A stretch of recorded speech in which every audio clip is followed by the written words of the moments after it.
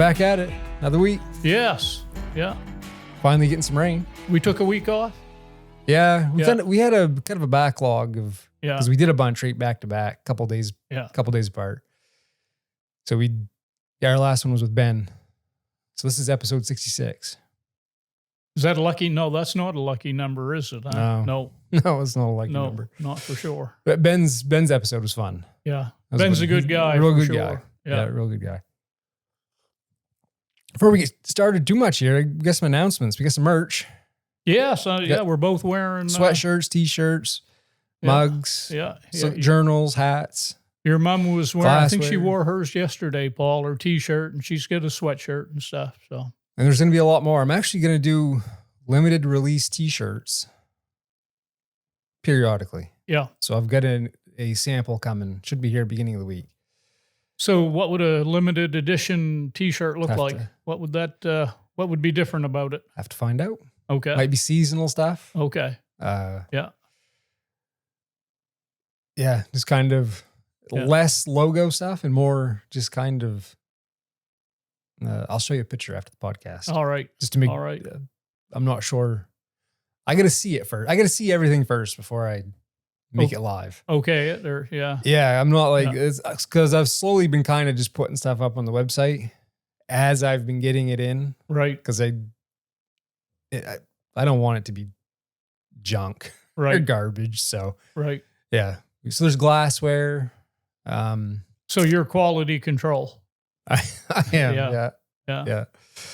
Yeah. I like nice stuff. And I mean, I have some options to really do some really nice stuff. I just don't think it would be pretty expensive. Right. Everything's got to balance out, Paul. You can, you can get as good a quality as you want in anything, but the price goes up, and then it gets to the point that, which we'll get into some quality stuff with wool, because I've got some disappointing news about wool that I've been kind of bummed about. Oh, but and maybe people won't find it. I find it disappointing. Yeah, but we'll get on that in a minute.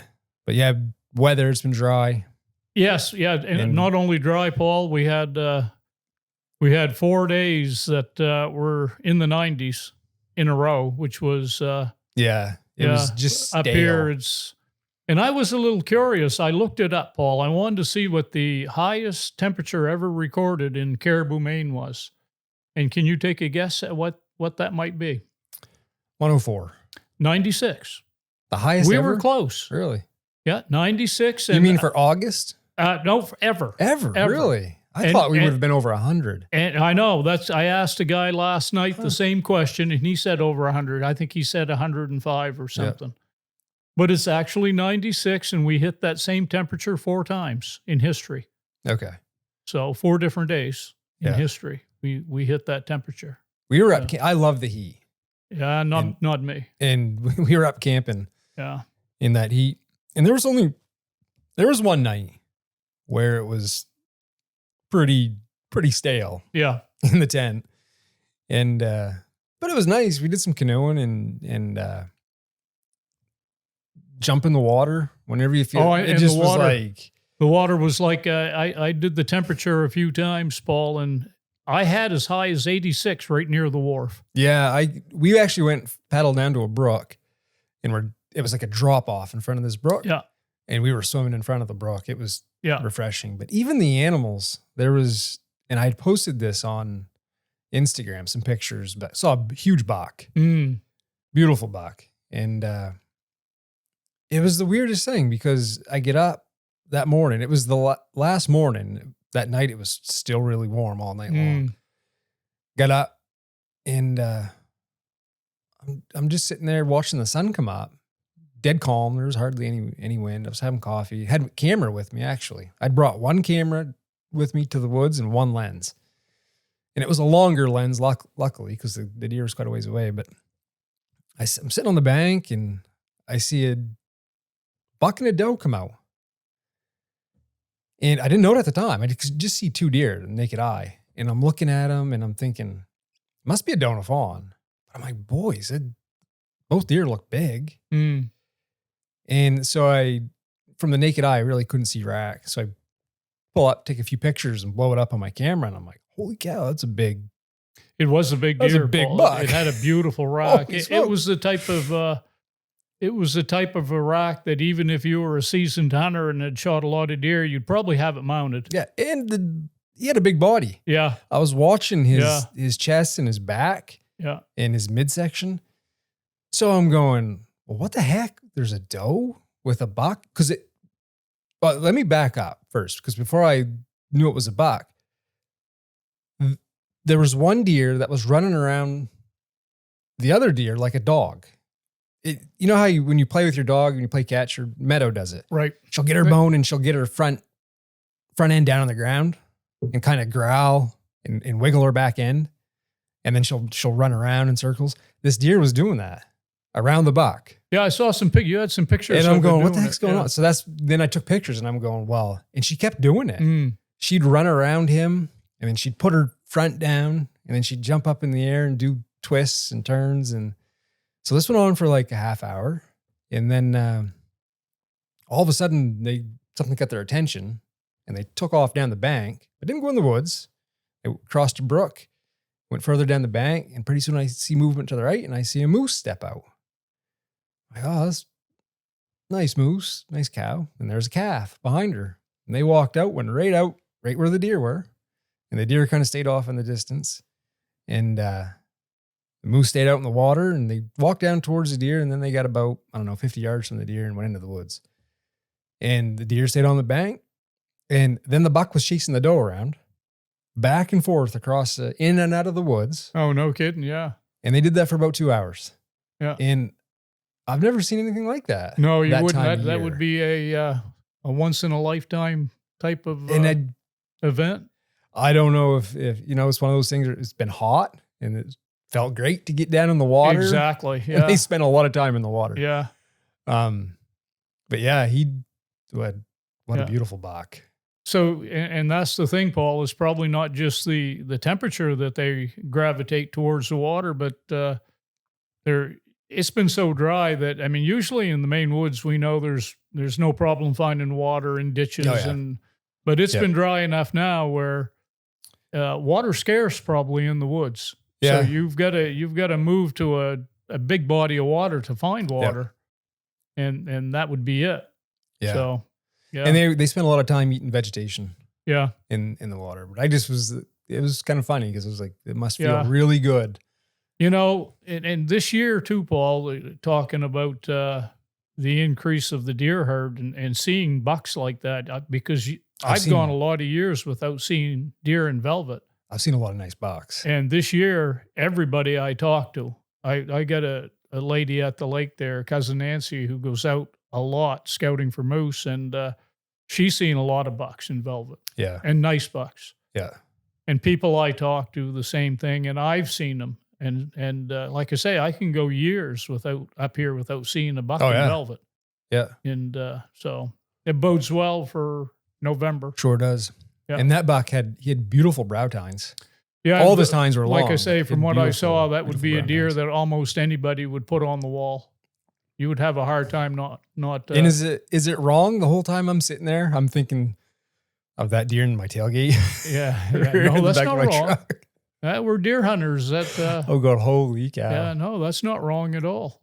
Yeah, that would look good in November. Yeah, yeah, with the velvet off in it and a thick neck, thick another neck. Month, they'll be polishing those babies up. Yeah, you'll be chasing the doe for a different reason in a few months. That's right. Yeah, she'll be running the other way. Yeah. Yeah. So we talked about a little bit of dryness. We'll just touch on, Canada. They really cracked down on their going into public lands. I guess they call it Crown land. Yeah, right? Crown land over there. It's a different country. I'm not that familiar with it, but like they're saying no recreating whatsoever on public land. And man, that bothers me because obviously my motto is like spend a lot of time outside. Freedom. We like the freedom of movement, and we live in a free country, and the biggest thing with me is it kind of echoes or mirrors the pandemic. Absolutely, yeah. And I don't want to say I have PTSD, but there's a little bit of a knee-jerk reaction of, are we testing the waters again? Are we trying to see what we can get away with, because one that and I know I bring it up quite a bit, the pandemic, but it's something we can't ever forget because there was they did it to us with you couldn't go out in parks and stuff like that. No. The safest place to be is outside, right, in the sunlight, producing vitamin D. We can go to Walmart. You could go to the liquor store, but you couldn't go to a park. It's like, or the pot store. Yeah. But we couldn't go outside and recreate. So yeah. I get, if they say want to control the, no outdoor fires, right, maybe no ATVs, anything that could produce a spark or whatever. Right. But to blatantly just have it. Right. To say you can't walk in there. Can't go in. Or cast a fly rod. Man, I'm not. Yeah. It's a different country. That's their prerogative. But boys, that bothered the heck out of me, because once you give your rights away, are you going to get it back to the same degree right, that you had before? Yeah. Yeah. It doesn't sit well with me. No. And we being Americans, freedom and liberty, it gets infringed upon little by little, and you say, well, that's not bad, and this isn't bad, and pretty soon you're living in Canada. Exactly. You're living in a socialist country. Yeah. So we can't ever forget about the pandemic. Yeah. And I know people want to move forward. Yeah. But you can't forget. Yeah. That, because there was some closeness to things being pulled out from under us that would be terrible. Yeah, that's I know a lot of people probably don't feel that way, but that's how I feel, Paul. Oh I pretty much didn't pay attention to it. No. And I had a hard time reining in my wife because she really didn't pay attention to it. I have very strong convictions about things, especially if I think something is true. Right. And that it's correct. Right. And when someone says something, a lot of stuff's come out of the woodwork now, but at the time I'm going, this is wrong. A lot of stuff that's being said is wrong. A lot of it was in my profession. Right. And I'm the expert in that area. Right. That's my wheelhouse. I'm like, this is blatantly wrong. Yeah. And they're telling me that I'm providing misinformation, but it's come to light that the true misinformers were the ones that were saying everyone was the true misinformers were being nominated for awards and stuff. It's that ship is made an about phase. Yeah, it has. It's going to be interesting to see where this stuff shakes out. Yeah. So I don't want to whip a dead horse, but it's something we just can't completely move on, because history has a way of repeating itself. You don't want to forget. People sell out awful easy. Some people. And I'm not that guy. No. So I have very strong convictions. Yeah. There's a hill I'll die on. Yeah. Yeah. And But anyway, this episode is we're going to talk about gear. Okay. And we usually do a gear. Last year we did a more comprehensive gear review of what we use and stuff like that for deer hunting. And it's coming right up. It's time to start thinking about getting gear ready. And we get up at 5 o'clock this morning. The first thing Narda said was, it's dark out. Yeah. And so. And the nights are getting that feel. Absolutely. Yeah. So we've got a comprehensive thing on the gear we use. And, but I pretty much stick with the same gear. There's always little tweaks along the way. And, one thing, I'll just start right off the bat with the biggest thing that kind of struck me. Lacey and I were downstate a couple weeks ago, and we stopped into Kittery.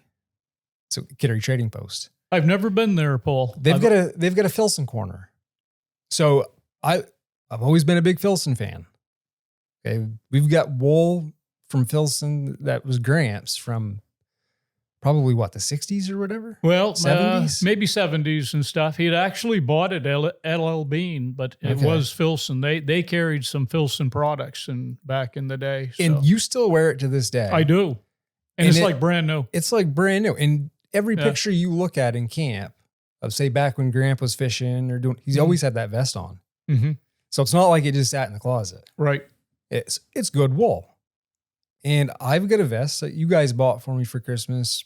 Same vest. Yeah, maybe in a different 2012, yeah, in around that area. Yeah. Same quality. Right. Nothing had changed about it. Super nice vest.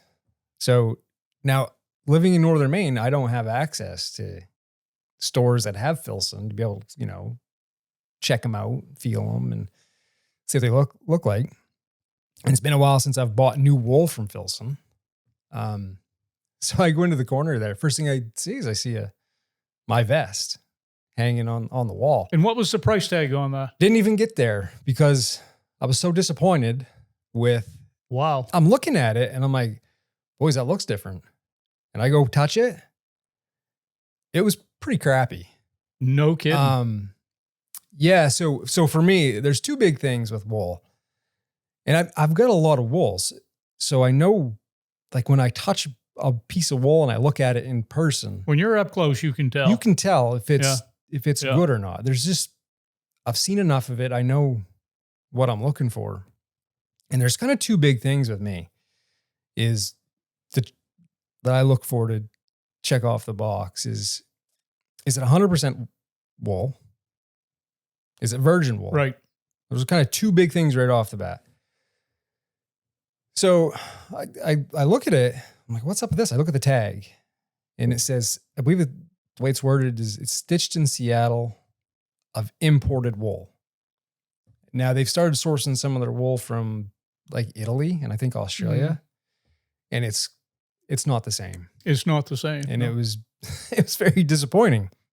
I did walk over to one of their jackets. And if you look at the tag in that particular jacket, it must have been like something they consider like their heritage item or whatever. That tag said made in Seattle. And it had quality wool. But it could have been a jacket that's been sitting down at Kittery for a while. I don't know. Right. But I was very disappointed. Something that had been discontinued. But it was still on their shelf. Yeah. So it got me thinking as and I've noticed over the past couple of years, it's being harder and harder to find good wool. It is. And it seems like everything has moved to like a wool blend. Like 85% wool, 15% nylon or polyester. Yeah. And the other thing is I'm finding a lot of wool that's being produced now is like we wear wool for the properties of wicks moisture, doesn't hold odor, whole 9 yards. And they're lining them with cotton. Oh. So you see a wool jacket. Yeah. It defeats the purpose. Now it's a wool blend. Yeah. You're diluting the qualities of the wool with a synthetic material that's basically a plastic. And you're lining the inside of it with cotton. Right. It's like, it's completely pointless. Yeah. And so it's been kind of frustrating. And a lot of people on this that have commented on this channel over the past couple of years, and it's something I never was not always at the front of my mind, was the used market for wool. And I really think now that's kind of a good starting point. Yeah. Because you're not getting wool at a cheaper price. The new wool isn't any cheaper than it used to be, and it's not the same. Wool blend. So we'll talk about the wool blend. And I'm sitting there thinking to myself, well, what would be the advantage of a wool blend? The people making them will tell you that it's more durable and will last longer. Right. Ultimately, I'm going to call them out and say, no, it's cheaper. Right. They're doing it for because a cost saving measure. Experience has taught us different wearing, like I say, those vests and your coats and stuff That's that exactly are 100% wool. That's exactly what I thought of. Yeah. I'm like, they can say that all they want, but experience tells you something else. If I get 60 years out of a vest, nah, that's durable enough. Yeah. We're good. Yeah. So, and I don't follow it close, Paul, but the last time I checked, which may have been a year or two on those vests, I think it was $250. I didn't even, like I said, it was so far.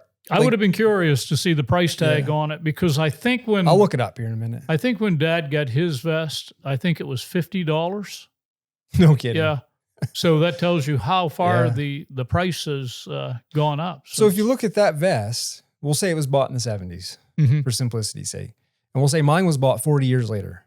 There literally is no difference between the two. Right. When you look at them and you feel them and you touch them. Yeah. Boys, I'll tell you what, if you grabbed a hold of that vest that was down there, you'd be like, it's just junk. So I get some really good news. I've got one sitting in the, just like brand new that I haven't worn, sitting in my closet. My dad and mom bought it for me from LL Bean. Same vest Dad had. But it was, and they bought it for me when I was younger. It's a 38 chest. And so it really doesn't fit me anymore. We'll tell you. So if anybody, eventually Bo or something. Yeah. Of course, Bo won't stay in a 38 very long. He may pass through that. He looks a little. He'll probably be bigger chested than I am. So, but he will pass through that at some point and he'll be able to wear that. But yeah, it's sitting up in my closet right now. And I don't want to say brand new, but it looks brand new. Yeah. It hasn't been worn much. So and I don't think, Paul, they make that double Mackinac coat that you, I don't think they make that anymore. And I'll be honest, it's a great coat. Yeah. It's too warm for me to deer hunt. Yeah. So I use it ice fishing. It is a big coat. But it's a great coat. Yeah. But yeah, it's like, it was really disappointing. Yeah. And that's the way it is, Paul. Yeah, I have Woolrich hunting coats and stuff, and you get on Woolrich's site now, and it's off the chart. It's not even anything to do with hunting and not even anything to do with what I would ever wear. I don't think that. No, they changed the whole that look. company has gone over the cliff. So in the other, the other thing, when you start adding these synthetic elements like polyester or nylon. So wool, one of the good properties with wool is it's the way it contains odor. Right.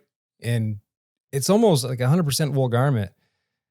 It's almost like a self-cleaning piece of clothing. Yeah. I've had mine in front of fires. I've had it.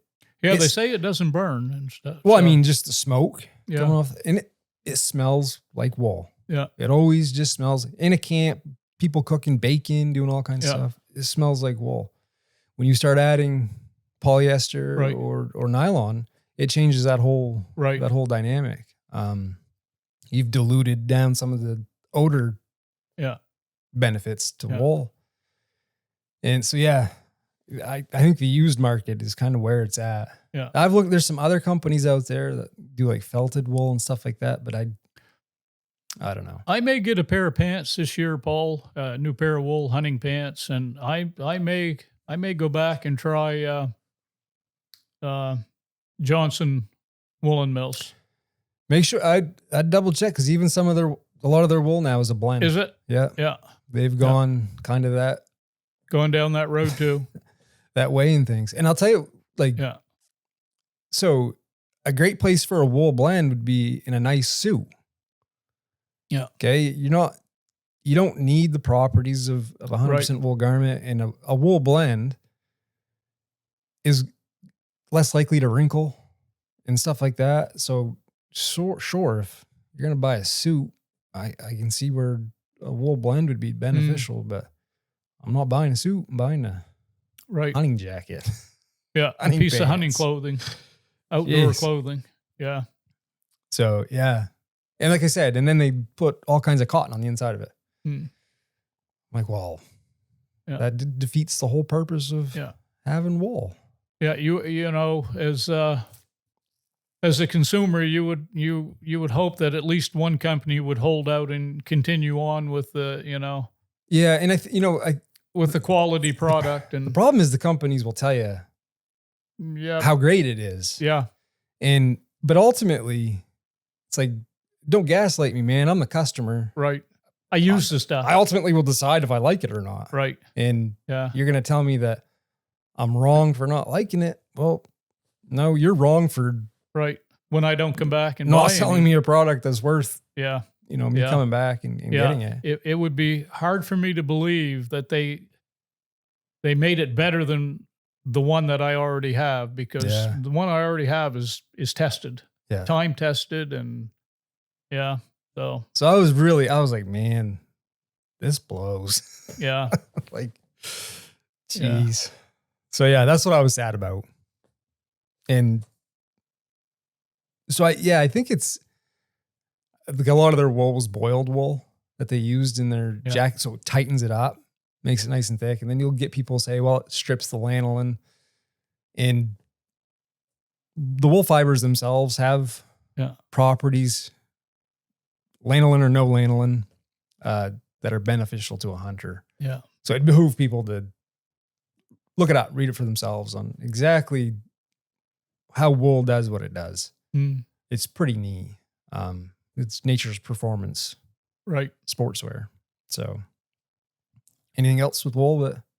No, like I say, the only thing I was thinking about buying some wool this year, maybe even a jacket or a pair of hunting pants. And I was, the company I was really looking at was Johnson out of Vermont. So Johnson Woolen Mills. So so another, I guess while we're on the subject of wool, is another thing that if I'm looking at a wool garment and I look at, the first thing I want to see is like, where was it made?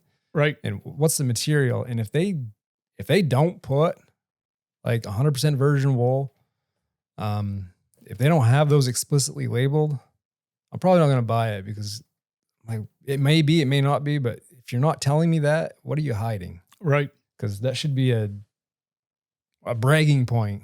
Right. To a your selling product, point. Yeah. If, it's 100% virgin wool. Yeah. If that's left out, then I'm like, well, yeah, I get more questions than answers. I'll probably not buy it. I've never been to that store, Paul, that every time I go over the bridge in Kittery, I think of it.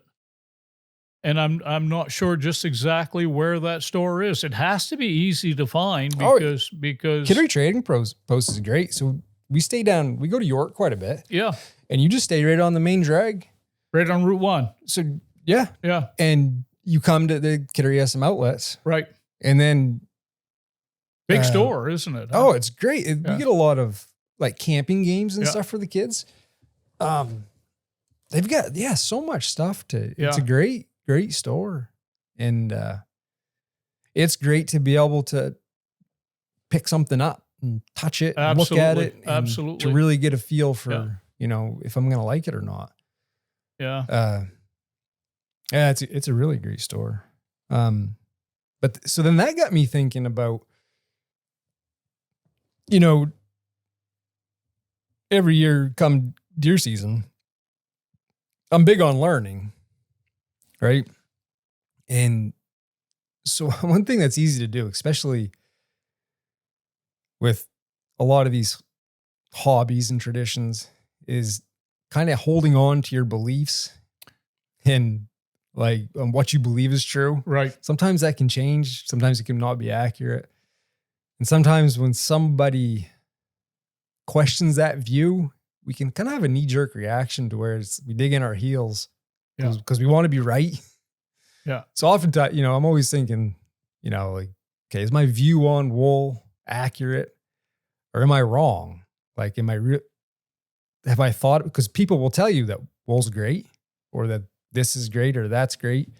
Sometimes we just take it at face value and then we adopt that belief without really testing that belief or questioning it. Like, why is this so good? Yeah. And then a lot of times we kind of call them like truisms.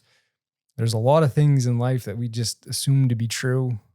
But once we start to question the truth of it, that we realize it's actually a pretty shaky foundation. Right. Just because your grandfather and father and your uncles did or said this is the way to do it or they did it this way, doesn't necessarily mean that that's the best way. And I find you get kind of attached to a way of doing something. Yes, for sure. And it becomes kind of part of you. Yeah. And whenever that's threatened, you tend to want to talk over the person on why. But when if you just sit for a minute and think, and sometimes a lot of the things that we feel so strongly about, actually we don't have a real good foundation. I always say I have a thing that I say, Paul, that you always want to be open to the fact you may not be right. No, so that's great because that brings me to my next point about being wrong. And that goes on with anything in life. Yeah, you always want to be open to the fact that you may not be right. being wrong is actually quite good. Yeah, it is. Because when you realize that you're wrong, you realize that you're becoming more right. Yeah. Like every time you get something wrong, and I do it with deer hunting. If I think about, my approach to deer season and things that I did last year and what was I wrong about? And if you can be honest with yourself, the more things you identify, the more times you're wrong, even though it sucks to be wrong, you're getting closer to being correct. Yeah. A lot of people struggle. Yeah. I do the same thing, Paul. I kind of, and I talked about that in a podcast years ago that, at the end of the season, you always kind of reflect and look back and you think, maybe what could I've done different, Yeah. Especially if you were unsuccessful. But even if you're successful, there's things that you could change or, you look back and you say, could I have done something different, gone to a different place, spent time in a different area? Yeah. Hunted more often, put more hours in, or, there's a lot of things to reflect on. Well, that brings up when I mentioned like truisms. Yeah. There's all kinds of little sayings that we say that we just kind of assume to be true. Right. And one, when you said, should I hunt more often? I was just thinking of, sometimes we think hunting harder is better. And one truism that we say a lot is early bird gets a worm. Yeah. Right. So, but there's times that I've shot deer because I overslept or did something. And so, it's like sometimes you feel that you got to just pound it out all the time. Yeah. Like early in the morning, I got to be out there before light. I got to be. Yeah. And sometimes that's counterproductive. Yeah. And so, and like you said, you get thinking about, okay, what about my season was good? And maybe what do I need to what was I wrong about? What do I need to reevaluate? And the same thing is with gear. Yeah. People, and I do, I can get attached to things. And anytime that's threatened, you kind of want to fight back. Yeah. Be like, well, no, this is why I use what I use, but it's good to keep a little bit of an open mind about. Absolutely. Yeah. Maybe this isn't the best way to do it, even though I've always done it that way. Yeah. I think the Benoit said it in one of their videos years ago. What'd they say? Hunt smarter, not harder. Yeah. Well, I quote actually Lanny was smart about something. In one of his videos, he talked about how he's a laid back guy. Be a laid back person. Yeah. And there's a lot of, I just think of all the deer that we've shot over the years. You can be too impetuous and how a lot of them came from, I mean, you couldn't plan it out. Right. You can start the day with a game plan, but it ends up happening in some circuitous way. Yeah. That you're like, holy cow, I never could have imagined that was going to happen. Yeah. But in the end, the more time you spend out there, and you don't know how or where it's going to happen or when it's going to happen. You don't know those three things, but you know that if you spend enough time, it'll happen in the right spots, that you'll probably have a chance. Yeah. And then there's certain things you're going to have to do to finish the deal to make it happen. Yeah. And stuff that, you got to make the shot, and you got to be prepared. You got to be prepared. And what do they say? Success is where you're going to have to hear it. You're going to have to see it, or you're going to have to know it's there before.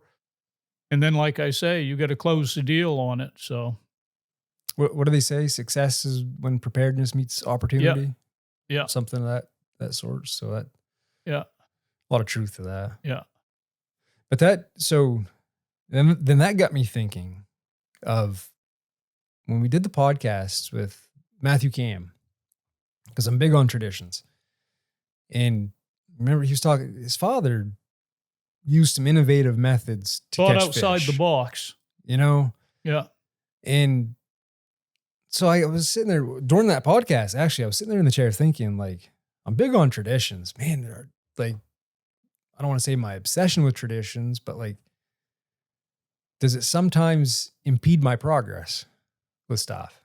And then I kind of was getting in, well, what's progress? And like, I guess solely I came to the, like with Matt's example of his father doing really well fishing in ways that were unconventional. Right. Were outside the box. Methods we don't use, Paul. No. And so I was like, I guess with stuff like that, it's my hobby. And a lot of it's I enjoy the method that I'm doing the process. it in. We enjoy Whereas if I was doing it for a living or needed to do it to survive. Or just for the sheer numbers, just to be successful. Traditions probably need to be.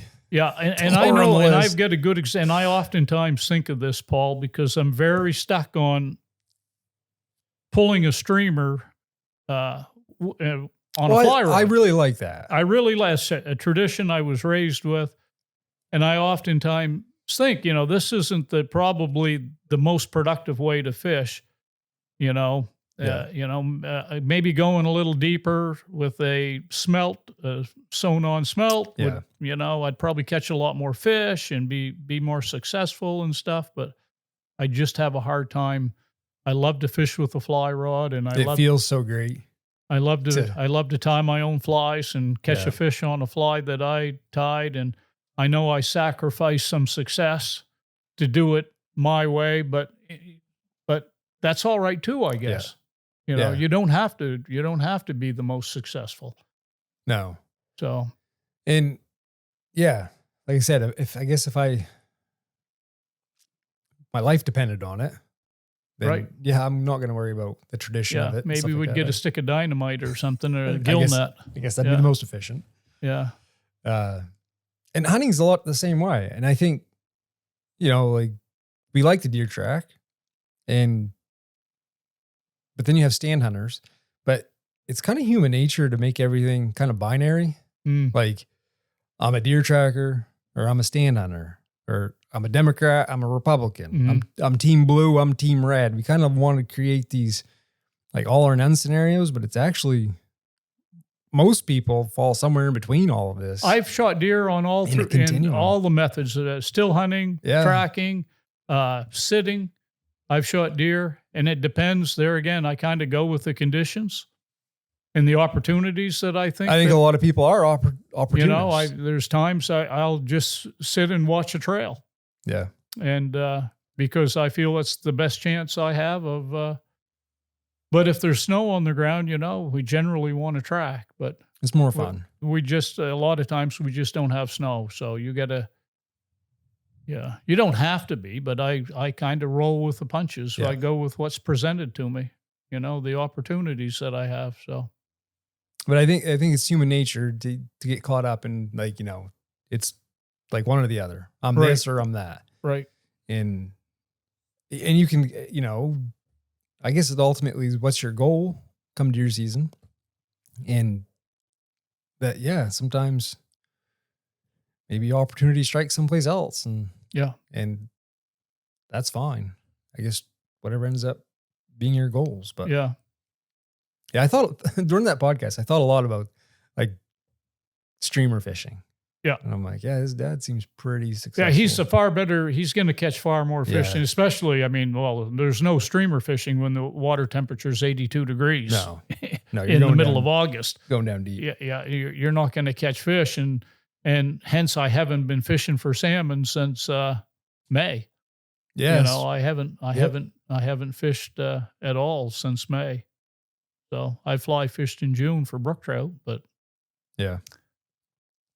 so that was a little deeper than gear related there, but it's still something it's food for thought when you're getting ready for the season. I guess on what your approach is and what the right approach is with everything from buying gear to hunting the animal you're going after. Because one thing I think is important for people to really grasp, and it's something that I work hard towards, is thinking for yourself, because we're all unique. Right. We all have different like nuanced needs. We all have different abilities. And it can be easy when you're told one thing over and over and over by a lot of people, and you just kind of take it at face value without, especially if you were raised at a young age being told that and stuff, and and you don't really evaluate it right with your own circumstances in mind, because it may not be the best advice for you. It might be for in general, right? But yeah, and gear's a big one like that, because there's a lot of gear that I use I don't think a lot of people would use, but I've got a why behind it. And a reason why I use what I use. And I'm open to changing it up if I find something. Yeah. The problem with me is it can't be too much of a risk for me to try something new. Right. It has to be pretty compelling for me to like, okay, there's something to this. I need to try it out. But yeah, another thing as far as gear related is, and I may have talked about it, I bought a Remington 552. Yes, your practice rifle. Yeah, I haven't shot it yet. Oh, no kidding. That's going to change. Yeah, yeah. It's getting to the point, and we've talked about this in a lot of podcasts in years past, Paul. I don't shoot enough. I'll speak for myself. No, I don't shoot enough, period. I'm gonna with that this year because, I mean, I use a 7400, and that 552 is a 22. That's almost exactly like my. Yeah, it looks like. I thought it was until I saw the magazine there. The important thing is the. I mean, the bolt's kind of in the opposite side, but the important thing is the safety's in the right spot, and it feels safety. Yeah, the same. The scope's about the same. It's on it. Could be probably just a hair heavier to my deer rifle. But the great thing about it is I can go down back and shoot cheap and shoot a lot without getting fatigued. Right. If I shoot my 270, if you shoot a box of shells, it's loud. It is. Your head's rattling. It doesn't kick that bad, but after about 20 shots, you're like, you've had enough. I had enough of it. Yeah.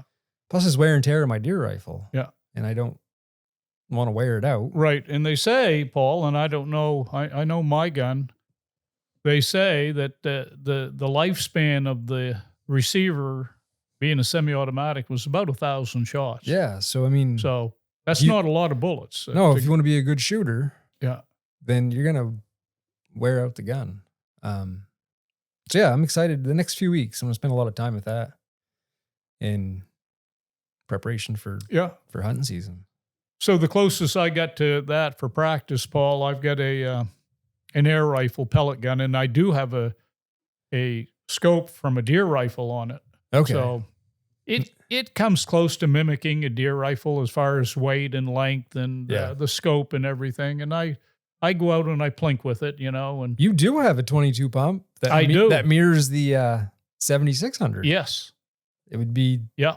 What model is that? Is that I think it's a Model 121, Paul. It's an old Remington pump. Model 21 or a 121. I'm not sure. Right. One or the other.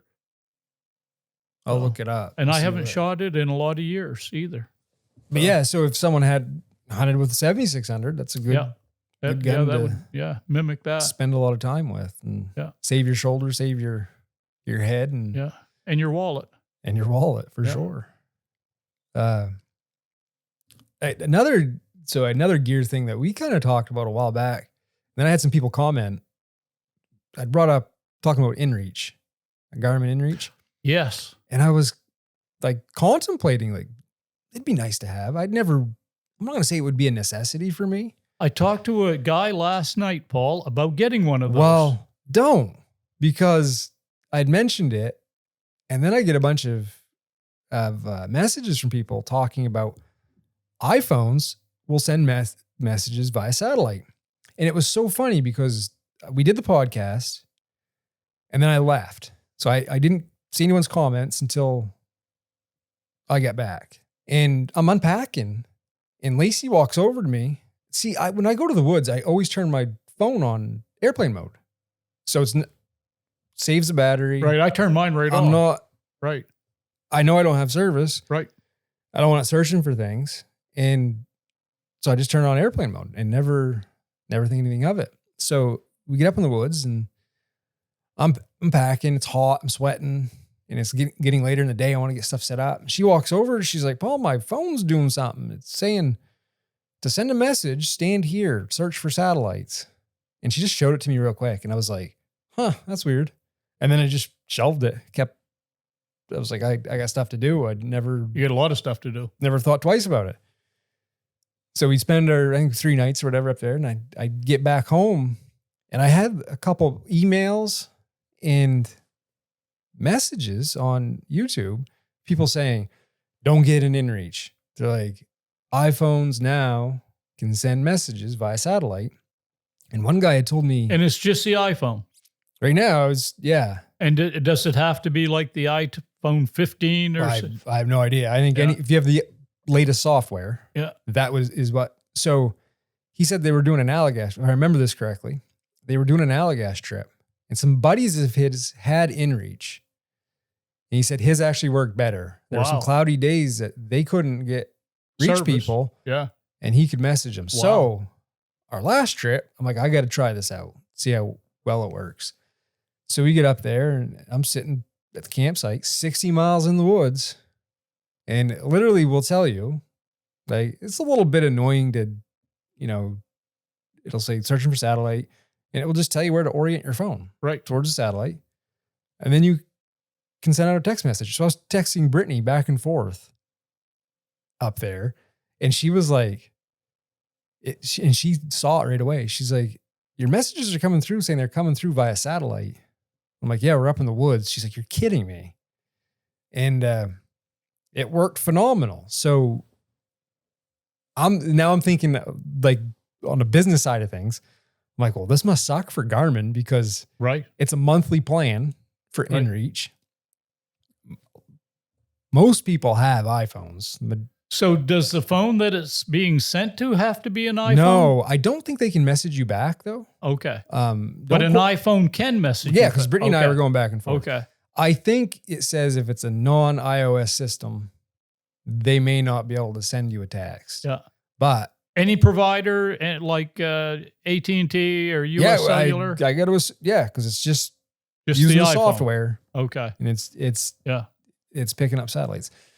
So I didn't do a lot of research, but I get back. So I'm like, okay, I'm thinking from a business standpoint, like, well, this is going to destroy Garmin's inReach market because anyone who has an iPhone now can just basically do the same thing without paying a monthly fee or paying for a separate device. So I kind of just reviewed some stuff real quick and they're saying that, well, inReach, that the device is still a little bit better as far as being able to pick up more satellites and so on and so forth. Mm. But I'm like, I didn't have any issues. In talking to some other people, they had buddies that had an inReach that wouldn't work. And the iPhones did better. And their iPhone was working. Wow. So I was like, well, and I thanked him. I was like, man, this saved me a bunch of money. Because I was, and maybe what I'll do, Paul, I'll take Narda's iPhone and maybe she can go up and upgrade to the newer iPhone or whatever. As long as it has the new, because I think it was in June that they updated the operating system to where that functionality was now active. And I could be wrong on the date, but it's relatively new. Yeah. And then I was talking to someone else too. I was like, why did it take so long for that to happen? Yeah. Because there's so many satellites. Yeah. Like we get satellite internet and I'm like, so yeah, now, this actually reminds me of the days when Onyx came out. For the longest time, I still carried my GPS because I'm like, I don't know how reliable Onyx is going to be on my phone. And I would download the maps because we don't have service where we hunt. And I think I carried the GPS and I probably still have it in my bag, but I legitimately made sure I had it for like 2 years and I never pulled it out once. Yeah. And always used Onyx on my phone. So I think that's probably gonna be the same way with, inReach versus using your iPhone. Right. I don't know why you would, as I stands right now, I don't know why you would spend a monthly fee. Right. somebody would have to have a compelling reason for you to buy an inReach. They'd have to explain how the advantage of, And I know, like I said, I read online what they were saying, but I don't see that evidence for it. Right. So they can say whatever they want, but I don't see that as being They're factual. not going to roll over and die. No, they're going to try. Must suck. Right. Yeah. Because you've lost your. Yeah, boy. Yeah. Which I think, with GPS too, I'm like, I don't use a standalone GPS at all. Right. Just maybe I'll look into that, Paul. I have, as it stands now, I have a flip phone. I have no OnX or anything. So, it would be good for me I'd let your mom get the newer phone and maybe just switch to her phone. Yeah. So this past, not to change the subject, Paul, did you set up your wall tent when you went up, or did you? No. Okay. Just regular. Yeah, that's a lot of the wall tent's quite a bit of work. Just there, a regular. So, we're getting close to that time of year. Yeah. But so bought it with kids and dog, wife. Sometimes we were taking 2 vehicles. So we're like, enough of that.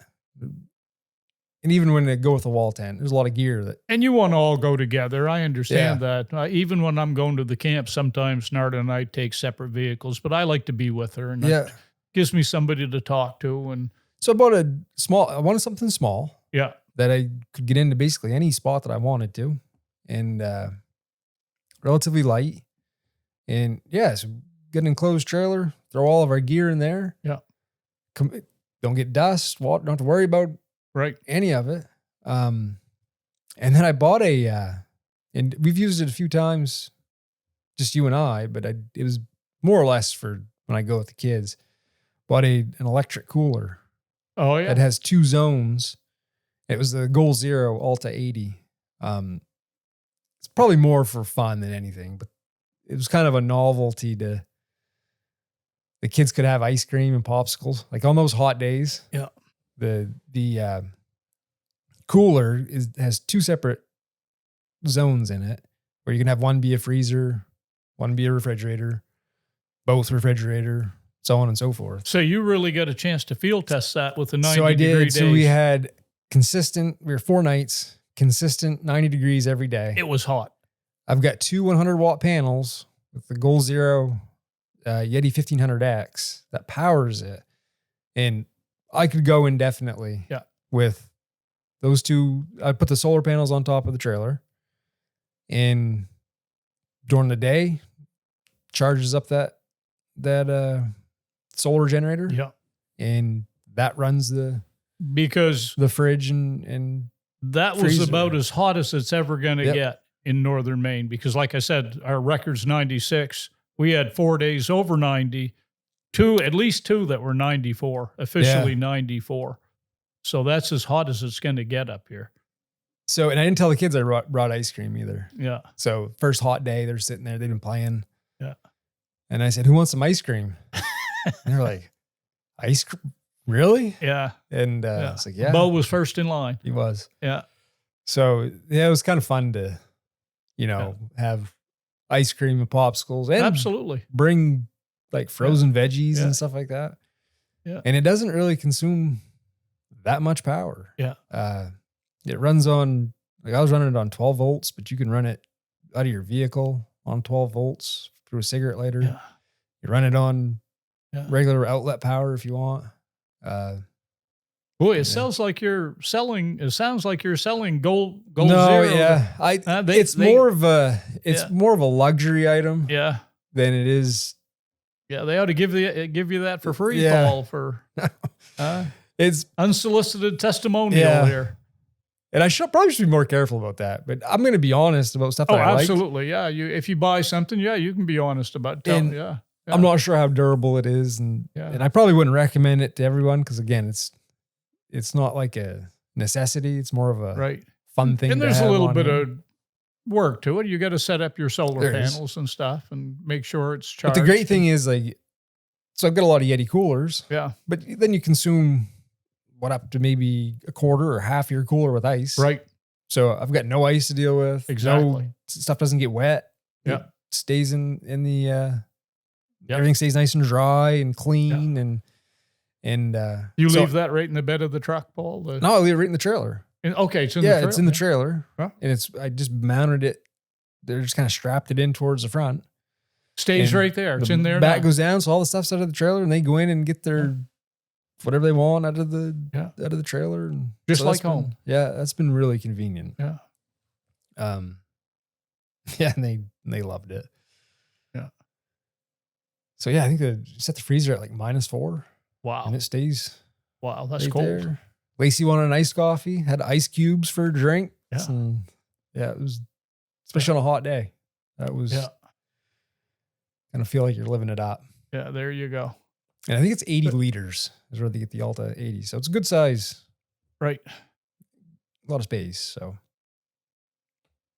yeah, I think that's all the gear that anything new you're going to try this year? Gear-wise? Nope, Paul. You know, being at this age, you've bought all the, the most you can hope for is probably replace something that's starting to wear out. Like I say, maybe a piece of clothing, a pair of wool hunting pants or something like that you may want to get a new pair, but I can't think of anything that one of the things I've been thinking about is setting out some trail cams. I still have one out, and that's a lot of people are starting to do that. Yeah, right now. Setting out some trail cameras is the only thing that maybe buy a few of those. But yeah, at this point of my life, I don't want to say I have everything because I don't have everything, but I have everything I need. You need, that's quality, and you find yourself as you get older. You need less. You use less. I'm not using the scents and the gadgets and no. Yeah, I try to keep it fairly simple, and most deer hunters up here do. I mean, you have the very basics. You want a good pair of boots and some good clothing. And if you buy good gear, it'll last a long time. You have your rifle, which you have basically for a lifetime. Yep. And that's. So that's why I say I think the used market, as far as wool's concerned, that's probably the best bang for your buck. You're gonna get, because I mean, think about how many people, like even back in Gramps' era, they didn't hunt that hard. No, they would buy the gear, look the part, buy some nice wool, and it never really got. You just used. Described your grandfather, right? Like I would not buy my wool used. If I was anyone else, my stuff has been. He had his wool coat, his wool vest, and his wool pants, and his LL Bean boots, and a gun that was passed down to him from his father, and he was good. He never bought a gun in his life, and it probably never got wet. Never. Well, he wouldn't go out if the weather was bad. He was certainly a gentleman hunter, and he was. We talked about that with Ben Consitis. Their dad was he was a social hunter. Yeah, he liked the social. He loved to go. He'd love to go to deer camp, but he was. He loved the social aspect, the deer camp, laughing with the guys and having a drink with them and cooking good food. And that was what Dad did. So I'm going to keep a closer eye on used stuff. Yeah. Because I mean, essentially I could buy the exact items that I have, even if they're 30 years old. Right. I could probably find them. Yeah. I've seen used. I've seen on other shows, hunters have done that with looking for beagleware and stuff. Some of them are really sold on beagleware and they've done that. They've gotten some good used stuff on the used market. Yeah, good place to. Yeah, but awful disappointed with where the wool world is going. Yeah, I was hoping that Filson wouldn't sell out, but yeah, not looking good. Yeah. So, all right. Anything else? Nope. Buy some merch. Check it out. There'll be some more. Yeah, there'll be some more. You ought to have stuff popping up here and there. You need to have Nard and Lacey come up here and model some of that stuff, Paul. You'd sell some stuff if you had those two girls come up here. And so we got women's stuff. Yeah, kids stuff. Yeah, Narda was wearing her Mo t-shirt yesterday. Was she? Yeah, and she's been wearing her sweatshirt and stuff, and she really looks good in it. I'll tell you. Got a new shipment of journals that came in. pretty well sold out of the other ones that we had. So that was actually surprisingly a popular item. Yeah. Never would have, like I said, I think I've said it before, I kind of just did it because it's something I like and I value writing.